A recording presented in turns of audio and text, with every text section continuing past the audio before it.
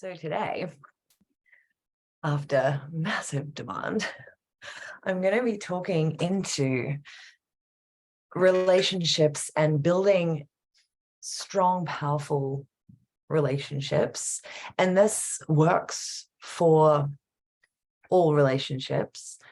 These strategies and topics I'm going to move you through today. And today we're going to focus on intimate relationships because it's been really poignant in the internets over the last few weeks, especially from a viral video to the holidays to those in my coaching containers who are all feeling this particular kind of pull to draw focus to intimate relationships, romantic relationships, whether they're currently present in our life or whether they're still hurting from the past or whether we're wanting to call something great in and actually build it well. So I'm going to move through some really beautiful and powerful topics that I would encourage everyone to start to think about discussing when they move into relationship of any kind. And let's focus on the ones I just mentioned. So how often do we fall into a relationship or a new connection and just like in the movies, just go, oh my God, I'm all in. It's beautiful. And I feel so good. And they're so amazing. And they're doing and saying all the right things. And I'm doing and saying all the right things. And it's just flowing and it's great. And that's awesome. Or on the flip side, there's a lot of people who I've noticed over the many years I've been observing this world can suddenly get in their head and go, oh my God, what if it's this? What if it's that? What if it doesn't work out? What if he does this? What if she does that? And it can kind of be the opposite, where it's just like constant 80 loop, which this is what I call it, which is the auditory digital loop, which is the loop to keep us away from feeling pain again, that our mind and our brain can get stuck in. And good news is that that's changeable if you want to do the work on it. And whatever way we tend to lean when a new relationship comes in, or when things are really good in an existing relationship, is that those great feeling hormones, which is what they are, hormones and chemicals that are being released because of that interaction, because of that external experience,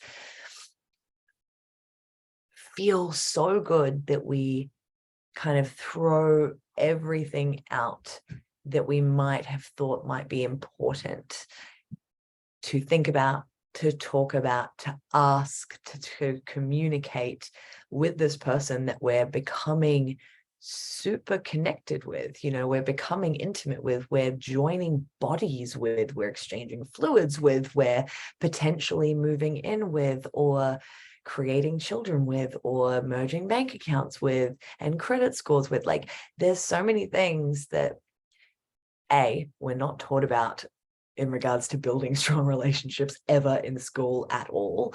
We're not taught about how to know our emotions and communicate our emotions and our triggers and our boundaries and any of it. We barely even know who we are or how to figure that out or how to design and decide that ourselves, let alone how to communicate that with another so that things are smooth and beautiful and that good feeling ongoing, which is totally possible when there is conscious communication and awareness and connection from the beginning. And if you're already in a relationship and you're listening to this, it's never too late. And it's beautiful when someone can take on this knowledge and take the lead. And if that's challenging for you from what I'm about to share, then make sure you reach out for a chat, because I love supporting beautiful relationships to heal and come into an incredible new season, which is totally possible. And I've watched it and witnessed it happen many times with these tools being implemented. And so we're going to move through some topics. And these topics have come from many arenas, many of which I have applied into my own relationships. I have had clients do the same and have incredible results. I have learned these things from couples around the world who have had incredible relationships for 20 plus years, in some cases 50 plus years, and have kept the love and the passion and the connectedness and the calm alive for all that time, whilst also in some cases building incredible businesses and traveling the world and doing all these awesome things at the same time. So that's who I like to take advice from. That's who I like to draw wisdom from, and then pass it on to you guys so you can choose to implement it in your own lives to hopefully create the same thing. Because how cool would that be if you could have that initial fun, beautiful, excited feeling created over and over again in new ways forever. Now, expectation. I could probably go down a rabbit hole with every single one of these topics, so I'm going to be mindful of everyone's time, including my own, and be quick about it. And if you're wanting to dive into more on any or all of these, you'll find that all inside the Lovely Radical Academy or working with me privately, so you can always reach out for a chat about that. Expectation. So I also like to map this over to something called covert contracts, because so many of us have an unconscious expectation of what a relationship is supposed to be because of what's been demonstrated to us in our lives or by the media or by movies or any of it. So we may have an expectation of what a relationship or what another person is supposed to be. However, that other person might have a totally different model of the world to us. They might have experienced different things and therefore have different expectations. So what is the expectation that you have of this person coming into an intimate and romantic relationship and connection with them, and be open to them sharing their expectations as well. Then there's agreements. So expectations is kind of like the foundation of like, I'm actually expecting to move into a deeper relationship with you. I'm expecting to only have sex with you. I'm expecting to maybe spend a few months with you, but like, I'm not looking for anything super serious because I've been hurt and I've not dealt with it, whatever. So that's my expectation, is being honest and communicating the foundation, the expectation you have of that other person. Then agreements comes into play, because some people might need an agreement that they actually want to be seeing multiple people at the same time as you. Or you may have an agreement that you don't see other people at the same time as you're seeing one person.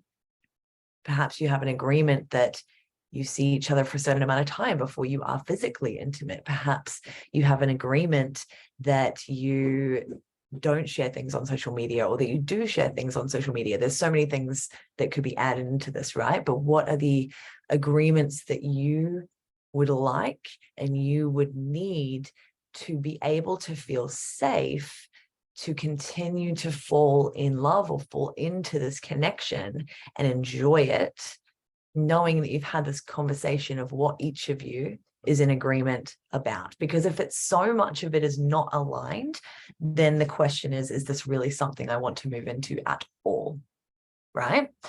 Then there's values, and we all have conscious values. And those of you who have worked with me privately in the breakthrough process know that our conscious values and our unconscious values are two very different things. And as all of the most famous scientists all around the world have shown us about the mind, about our reality, about energy, is that we create 95% of our reality from our unconscious mind, not our conscious mind.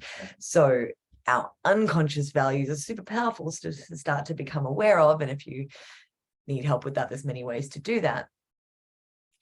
But what are your values that you're aware of? Are your values that both people in this relationship take care of their health? Are your values that you communicate daily? Are your values that you speak to each other in a certain way or respect each other in a certain way, or that you both have your own separate lives as well as having lives together, or that you only spend your lives together? Like, everyone's going to have different values that are also in alignment with the agreements that they need and the expectations that they have. Then there's beliefs. Now, we all have beliefs consciously and beliefs unconsciously, just like we do our values. We have beliefs around the way the world currently is. We have beliefs around the way that we want to take care of our health, of our money, of our relationship of our children, past, present, or future. Past. Anyway, well, it makes sense if your children are grown. And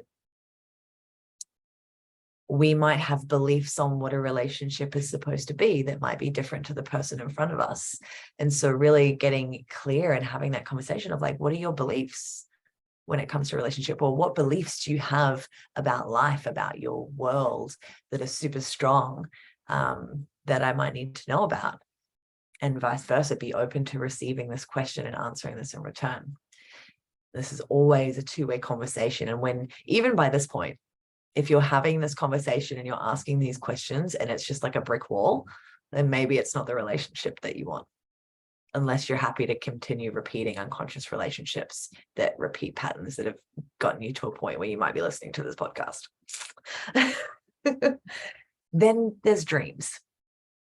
First of all, as yourself, have you decided what your dreams for your life are? Do you want to have a multi-million-dollar business? Do you want to have a villa on an island? Do you want to just have a home in the suburb that you love that's close to certain cafes and have a child and a dog and 2.5 bedrooms or whatever it is that they say these days? What are your dreams for your life? Because if you've got these dreams, they're possible for you. And if you move into a relationship and you just allow all of your dreams to go out the window, and then you fall into something that maybe lasts, but maybe doesn't, and you've put your dreams on the back burner, regret is usually the most common thing that happens. And regret either happens in the breakup, or regret happens with the children in the other room while you're crying on the floor that you didn't actually go after your dreams as well. And this is about thinking long term. And we all want to get swept up and caught up in the beautiful, fun, emotional release and the chemicals and the dopamine and the oxytocin and the serotonin, and they're great. And you can feel all of that while having these conversations, could you not? And so what are your dreams? Do you actually know what they are for you? And then can you communicate them with another to see what their dreams are? See if they align, because if they align, it's like, well, then there's the next conversation. How can we work on this together? How can we both achieve our dreams whilst being in this beautiful connection of all of this great feeling? Because imagine how powerful this great feeling could be to both of our dreams, to both of our goals, to our energy levels, to going after those things. It's called sex magic, and you'll also learn more about that in Lovely Radical Academy. Then we have visions, which are similar to dreams. Have you actually got a clear vision of what you want your future to be like? Have you got a clear vision of what you want this relationship to be like? Because again, knowing that your vision and their vision is similar, or that you have both actually thought about it rather than just kind of mindlessly going into connections to potentially just distract from the problems you're not facing at work, or the problems from the pain in the past, or that you don't know what you're actually doing with your life.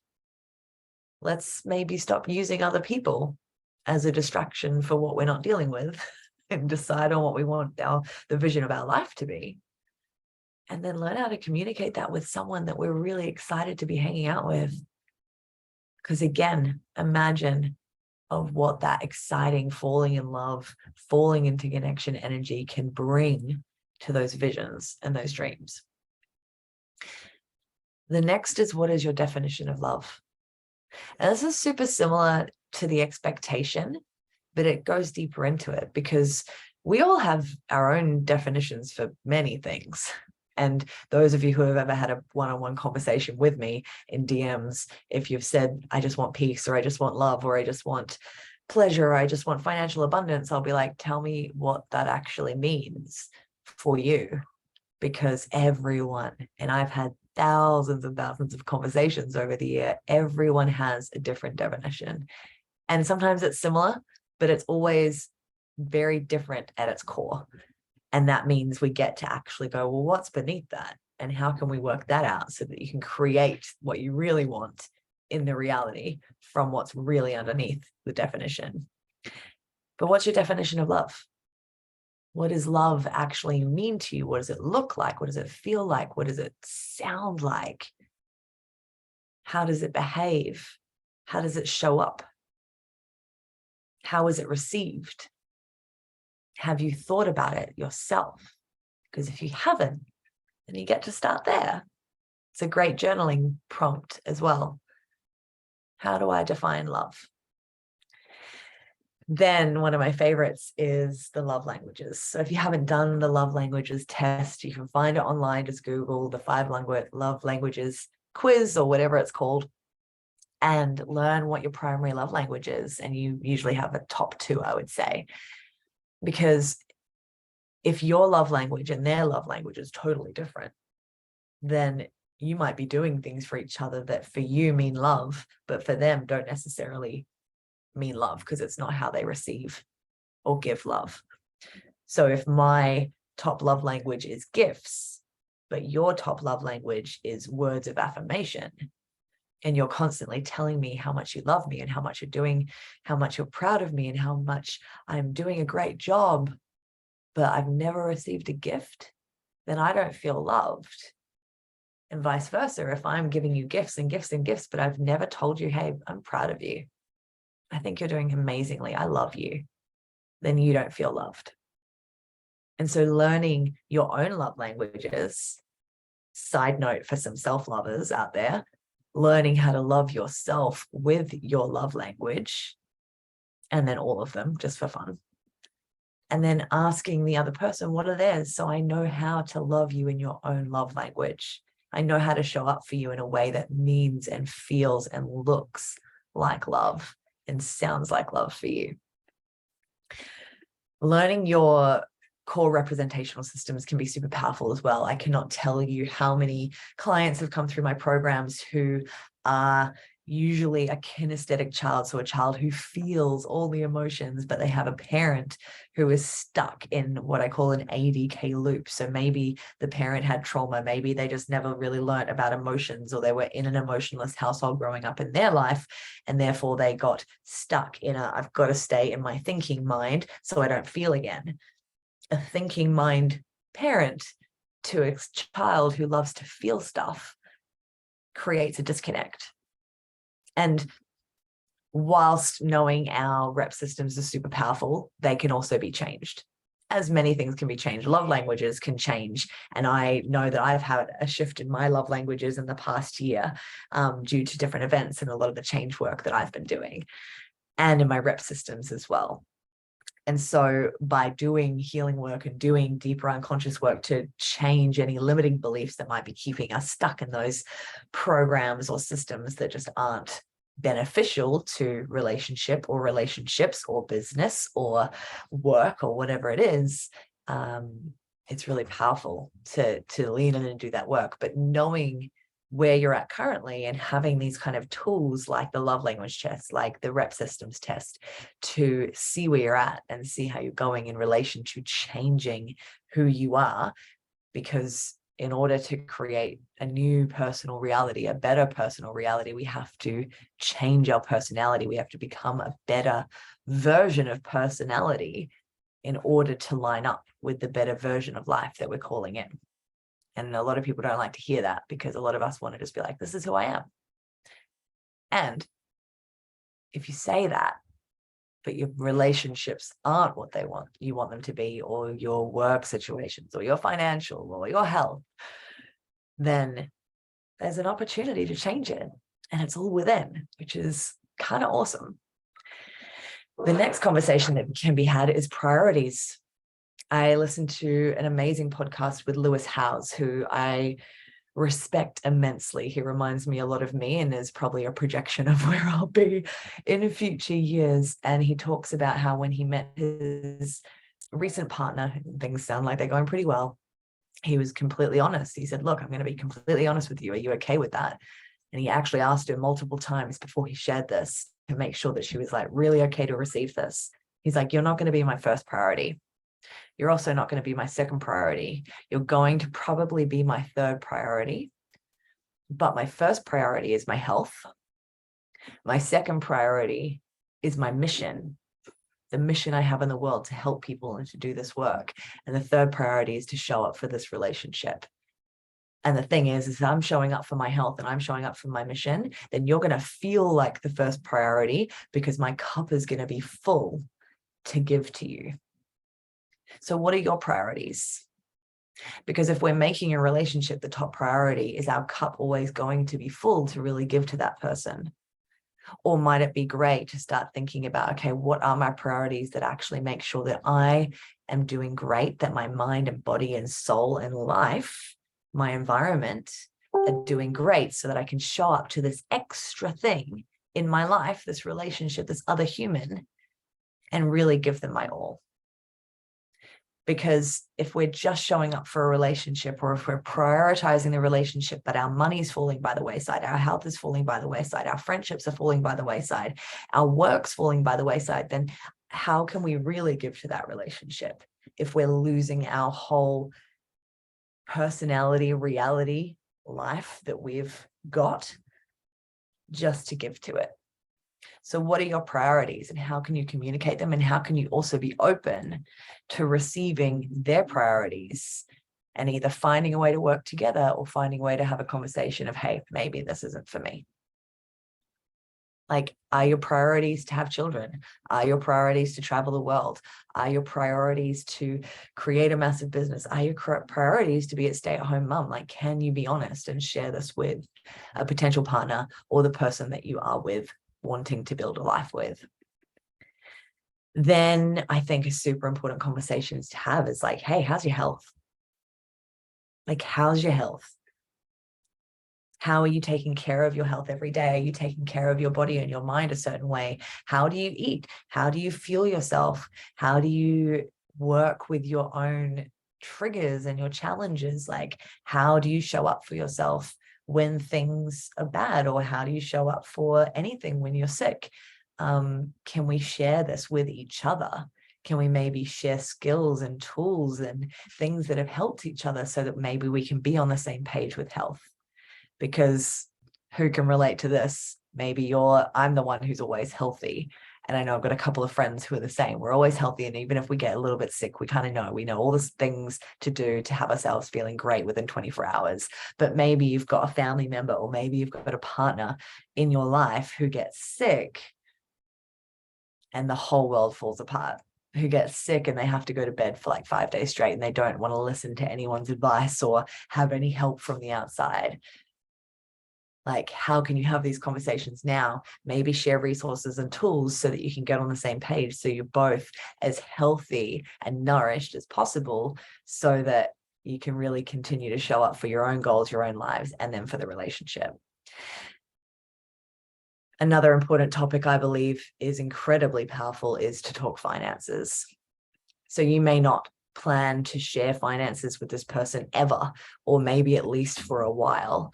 And are they in a shit ton of debt, or are they debt free? Are you in a shit ton of debt, or are you debt free as well?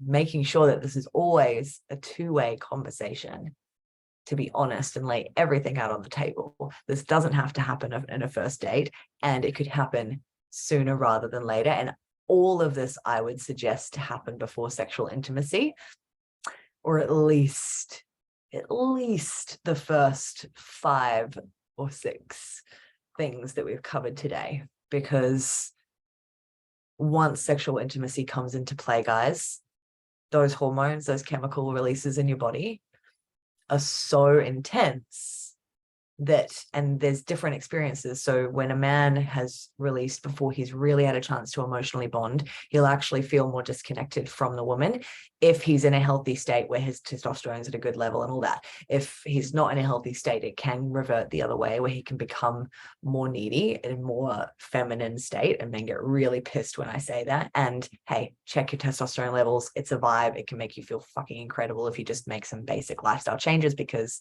the studies are showing globally for the last 10 years, testosterone's down across the board, sperm count's down across the board. There's a problem. No one wants to talk about it. And it's actually fixable quite easily by actually going, hey, wait a sec, I could look into this. When women are sexually active, usually, again, depends on the healthy state, but it's going to activate all of those mating hormones. It's going to activate the bonding hormones. It's going to be like, I need to be around this person all the time, all the time, all the time. And this is where it's a trouble, because a man really needs space after he's been sexually intimate, and a woman really needs time. And so if there's no communication, if there's no emotional bond, if there's no foundation that's been built, that's where things can get chaotic. And he might run, and she might be clingy, and she might be psycho, and he might be needy, or he might be a dick, or whatever, a player. Like, this is where this all comes from, guys, from this lack of awareness, this lack of building foundation, this lack of communication, and the lack of knowledge about our own bodies and what's happening during this time. So creating these foundations in self and in this other person that you're about to actually become. Like, you're actually gonna join all your things together and physically become them, let alone the energetic side of things, which we won't go into today. Can you have these conversations? So how are they with their finances? Do they have great beliefs around money? Do they make good money? Do they know they can always make good money? Or are they constantly stressed about money? They're always worried about it. They always want to split the bill, or they always want to go to the cheap places. Like, is that really the energy that you want to be around? And can you be honest about your own financial situations, your own financial belief systems? And if you're not aware of these things, can you do the work now to become aware of them? Because when you bring two people together who are working on their money mindset stuff, who are working on their money, who are creating this foundation, and that, imagine bringing that together. That's powerful stuff. Two people who know they can make money. It's pretty cool, right? The next thing is, can you take that vision that you both have separately and start to do a vision cast together? It's like, well, we're actually enjoying this. What does the next 6 months look like visually for us in this relationship? What does the next year look like? What does the next couple of years look like? Are we on the same page with where we want this to go, and how quickly we might want this to go, or how slowly we might want this to go? Can you actually have that conversation of like, what is our expectations and our beliefs and our vision for this relationship? Short term, long term, doesn't matter.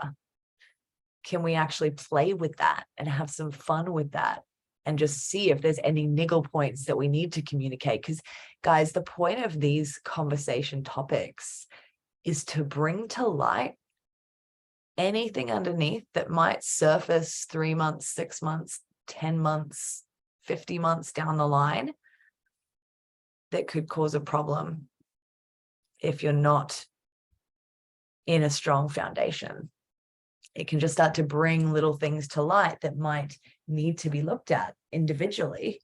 And then you get to do that work individually whilst coming to this beautiful relationship as the beautiful extra thing, rather than being the thing that is there to solve the bad feelings that you're not facing off with because you weren't aware of this thing that could come up in these conversations.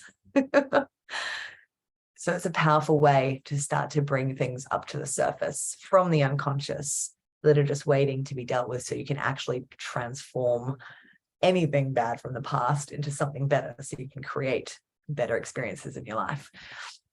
And then on from that, of what are your short-term goals? What are your long-term goals? Individually, and then maybe for the relationship. Maybe she wants to have a baby in 5 years. Maybe he wants to have a baby in 1 year. That's kind of important information. Maybe he wants to build 3 homes first, and maybe she wants to travel the world. Kind of important information. Like, can we have these conversations? And if I'm moving through these topics and you're like, what the heck? I haven't even thought about any of this for myself, let alone talking about it with someone else, then yay.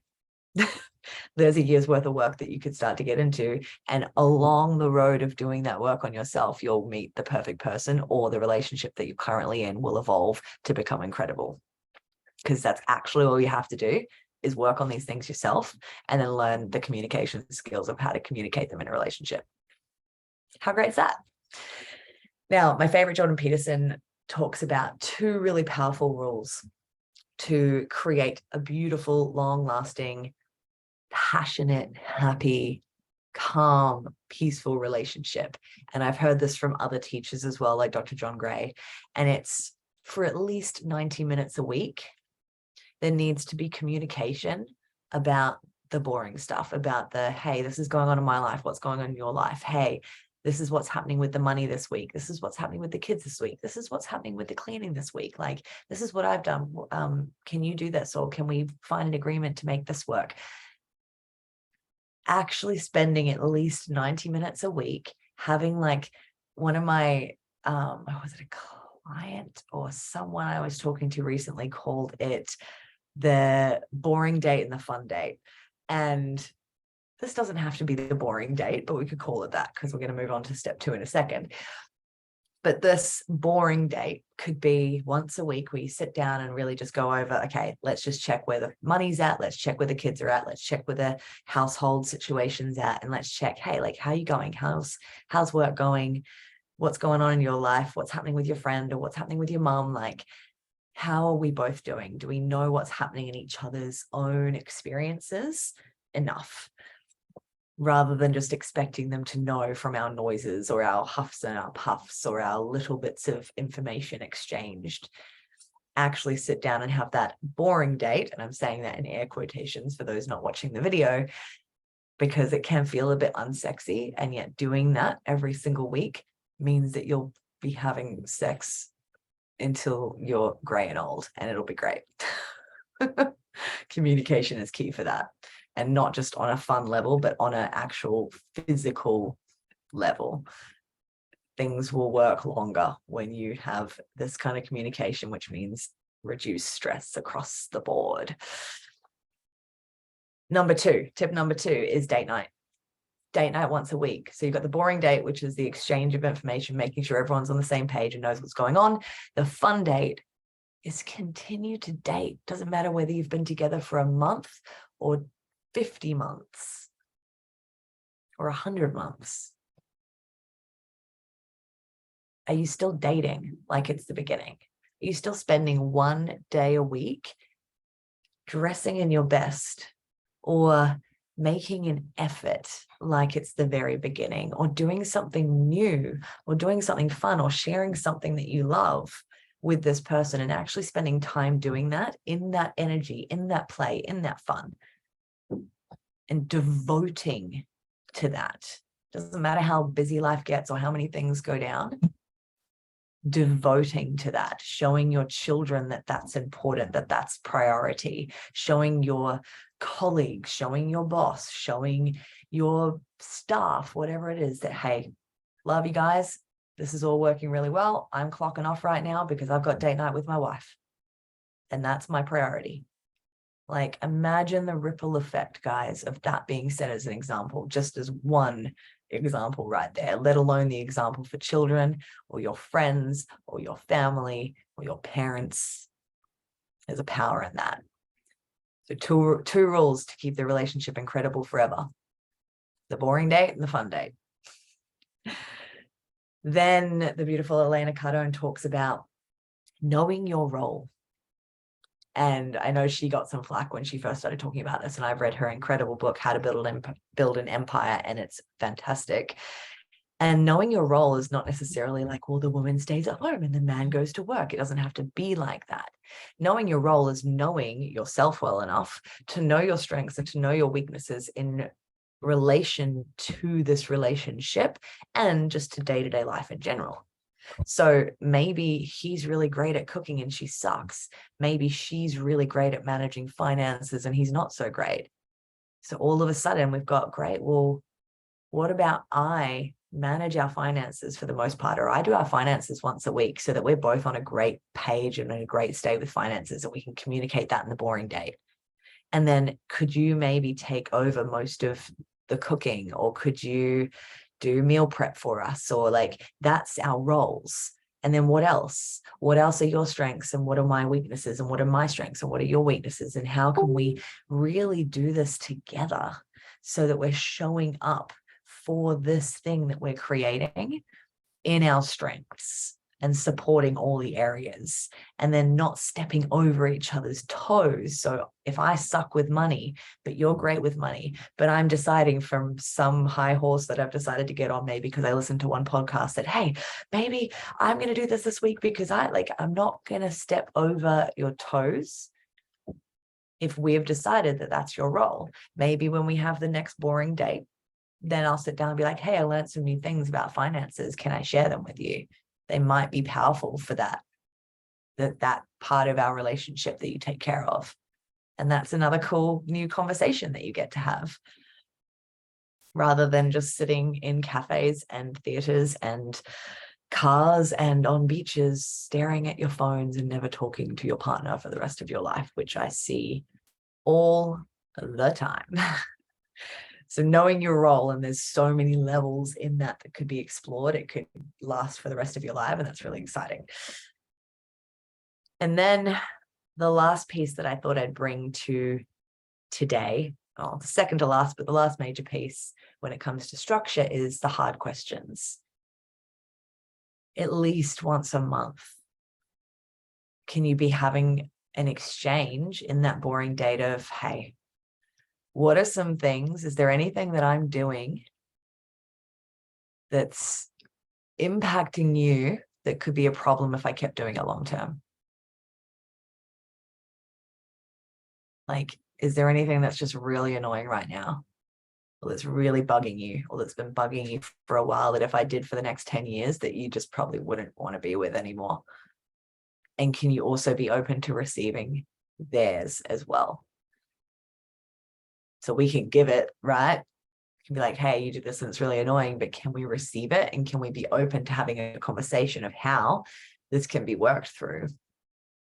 Is it a big problem, or is it really just a little problem that there could be a strategy created one way or another? And then what are your strategies to communicate when things are well, like the boring date and the fun date? And what are your strategies to communicate when things are in trigger? This is really something that can be brought right back to the beginning. To ask someone like, hey, how do you communicate when something's upset you? How do you communicate when you've been triggered by something? How do you communicate when you're stressed at work and this might also be stressing you out too? Like, do you know how you communicate? Do you know what you need to be able to get yourself on a good page so that we can have a conversation about it? It's another great way to decipher where someone's at on an emotional maturity basis. So having the hard questions as much as possible without, dampening the mood, but at least doing that once a month can be super powerful, so that you can continue growing together. Because if you don't grow together, you're going to grow apart. And that's how we have so many relationships that don't last. And that's why the divorce rate is so high, because none of us are taught how to have the difficult conversations when things are good or when things are bad. And it can be such a simple thing to master, to experience the outcome of which is incredible. And the final thing I'll move into, I touched on it a little bit earlier, is magic of intimacy and sex. Have sex often. And if you aren't, have you asked yourself recently for what purpose? Whether it's happening on both ends or whether it's one over the other. Have you asked yourself, whether you're the person or not who's deciding this, why this might be happening? And have you communicated with the other person why this is happening and how you can both find a way to improve so that you can be intimate? Because otherwise, what's the point? In an intimate romantic relationship, you may as well just be friends or roommates, right? And a lot of people are. But we have this incredible gift that we've been given that also generates creation energy, which generates things like more money and more opportunity and a lot more happiness and better physical health. So have sex often. And if you're not, can you communicate as to why, and go back to that step just before and have those conversations of like, is there something that I'm doing that you would love to see change? Is there something that I'm not doing? Is there something that you would like better? How can you have those conversations, guys? Can you learn more about sex? maybe you don't know how to do it all. Like, seriously, like, I thought I knew so much about sex and intimacy and all of the things. And even in this past year, I have learned so much about my body and about what's possible in my body and what is required from another person to create certain things from my body, let alone theirs. So how can you learn more about your own body? How can you create more connection and intimacy with yourself? And pro tip is to remove any stimulants like drugs or pornography, which is destroying your health and your mind and your neurology and your relationships. People are going to hate that, but it's true. It's all the studies are showing it absolutely irrefutably. And actually start working on that self-intimacy and then having those communications and those connections about, like, how can I play with this? Can we try something new tonight, babe? Like, I read about this thing that's possible. Can we give it a go? Can we have a play with it? Are you open to that? What do you need from me to be more comfortable in this situation where we explore more, where we create more? Quitting things like booze can be really helpful, or at least reducing it massively. And we're just coming back to those hormonal levels, because in men and women right now, there's so much hormonal imbalance that women are crazy psychos and men are reactive and emotional and angry, because we're at the core suppressing a lot of negative emotion, but also at the core just really out of balance hormonally and on a basic health level. And when simple things can be changed to lifestyle to improve hormonal levels and basic health levels, then that all evens off and you can actually have great sex life again and great connections and great relationships that last, that are really beautiful and fun, and that create better things in your outer life because you're creating this beautiful energy in that space. And to bring it right back around to the core thing that I always talk about, which is your identity, it all starts there. Everything that I've just moved through in this episode is so much easier when you have decided to design who you are. And that can be different to who you've been in your past relationships. It can be different to who you've been in this past year, if you want it to be. If it hasn't worked for you so far, then could you change your personality a bit? Could you change the way that you do things? Could you start to create a vision for you that you could bring into any relationship or any life situation and be excited about and proud about and curious about and ready to explore and expand? Because you get to choose all of that. And I hope that this has been valuable. I hope that you start to have these conversations and play with this and practice this in any of your relationships, but especially the intimate ones. And if you have any questions around how to dive deeper into this and make this year a really sexy and exciting and connected one for you, then you know where to find me.